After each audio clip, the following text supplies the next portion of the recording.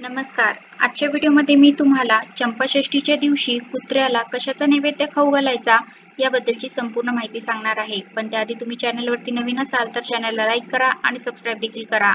कमेंटमध्ये श्री स्वामी समर्थ किंवा येळकोट येळकोट जय मल्हार लिहायला विसरू नका. आता सुरू आहे मार्गशीर्ष महिना आणि हा महिना अतिशय पवित्र असा महिना मानला जातो. आज आहे चंपाषष्ठी. अनेक ठिकाणी चंपाषष्ठी साजरी केली जाते, तळी भरली जाते. 6 दिवसांचे षडरात्रीचे उपवास आज सुटतात.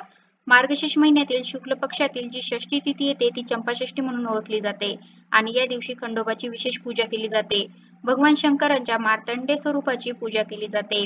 भगवान खंडोबा हे देखील शिवाचाच अवतार आहे. भगवान शंकराने राक्षसाचा वध करण्यासाठी भगवान खंडोबाचे रूप धारण केले होते. मल्ल आणि मणी या राक्षसांचा वध त्यांनी केला होता, म्हणून या दिवशी चंपाषष्ठी म्हणून ओळखला जातो.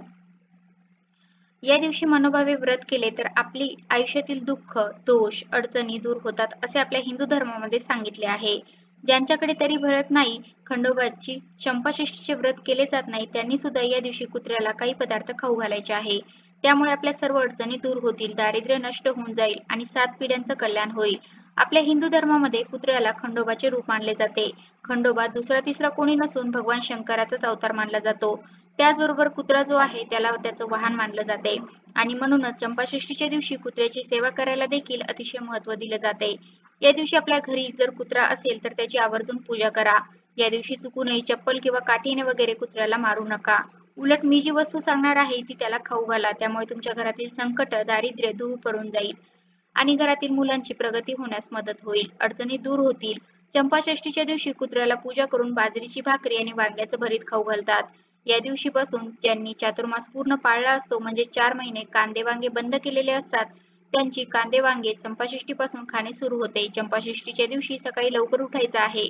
फारशीची कामे आटपायची आहेत. त्यानंतर रोजच्या प्रमाणे आपल्या देवाची पूजा करायची आहे. ज्यांच्या घरी खंडोबाची टाक असेल त्यांनी तळी भरायची आहे आणि नसेल ज्यांच्या घरी खंडोबा त्यांनी कुत्र्याची पूजा मात्र आवर्जून करायची आहे. तर तुमच्या घरी जर कुत्रा असेल तर त्याच कुत्र्याची पूजा करायची आहे. त्याला बाजरीची भाकरी आणि वांग्याचे भरीत याचा नैवेद्य खाऊ घालायचा. पण जर कुत्रा नसेल तर नैवेद्य कसा खाऊ घालायचा हा देखील प्रश्न तुम्हाला पडू शकतो. तर काय करायचं, तांदूळाची रास घ्यायची आणि देवाच्या समोर पाटावर तांदूळाने कुत्रा काढायचा.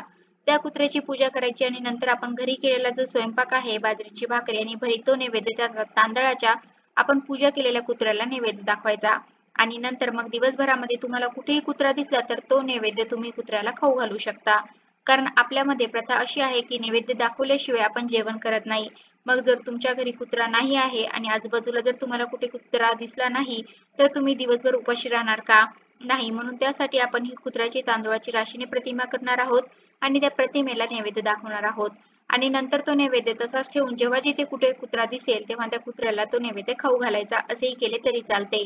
नाहीतर तुमच्या शेजारी वगैरे कुत्रा असेल तर त्यांना देखील नैवेद्य खाऊ घालायचा आणि जर या दिवशी तुम्हाला काळा कुत्रा जर दिसला तर त्याची पूजा आवर्जून करा. बुधवारी ही आपली चंपाषष्ठी आलेली आहे आणि काळ्या कुत्र्याचे असे विशेष महत्त्व आहे. आपण शेजारची पूजा करणारच पण नैवेद्य दाखवायचा म्हणून कोणत्याही कुत्र्याजवळ जायचं नाही, कारण कुत्रा इजा करू शकतो. तसेच कुत्र्याची पूजा करताना त्याला भंडारा म्हणजे हळद हे नक्की लावायचं आहे. जर तुमच्या घरी जेजुरीची हळद असेल, जेजुरीचा भंडारा असेल तर तो आपल्या घराच्या म्हणजे चंपाषष्ठीच्या दिवशी आपल्या घराच्या चारही बाजूने चारही कोपऱ्यात तो उधळायचा आहे. नंतर छतावर देखील तो उधळायचा आहे आणि तुमच्या घरी तळी भरली जाणार असो नसो पण घरातील सर्वांनी या दिवशी आपल्या स्वतःच्या कपाळाला भंडारा लावायचा आहे आणि भंडारा लावताना येळकोट येळकोट जय मल्हार असा जयघोष करायचा आहे. तर अशा प्रकारे आजच्या व्हिडिओमध्ये मी तुम्हाला चंपाषष्ठीच्या दिवशी कुत्र्याला कशाचा नैवेद्य खाऊ घालायचा याबद्दलची संपूर्ण माहिती सांगण्याचा प्रयत्न केला आहे. कसा वाटला तुम्हाला माझा आजचा व्हिडिओ कमेंट करून नक्की सांगा. धन्यवाद.